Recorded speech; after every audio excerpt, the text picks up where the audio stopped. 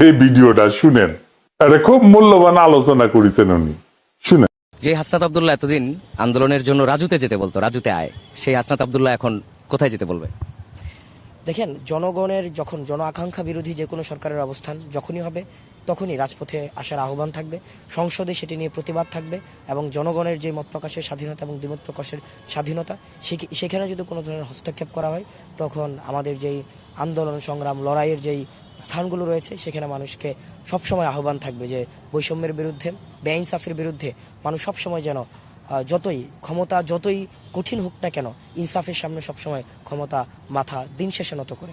তো সেই জায়গা থেকে তাদের সবসময় আহ্বান থাকবে, শুধুমাত্র রাজু তো আমাদের প্রতিরোধের প্রতীক, রাজু আমাদের হচ্ছে বৈষম্যের বিরোধী প্রতিরোধের প্রতীক এবং বাংলাদেশের ফেসিবাদ বিরোধী এবং ক্ষমতা কাঠামোর বিরুদ্ধে সবসময় সরব যে স্থানটি ছিল সেটি হচ্ছে রাজু। তো সিম্বলিকভাবে বাংলাদেশের প্রচুর স্থান রয়েছে এরকম যেখান থেকে লড়াই সংগ্রাম উঠে এসেছে, প্রত্যেকটি জায়গাতেই সরব উপস্থিতি এবং অবস্থান এবং আহ্বান সবসময় থাকবে।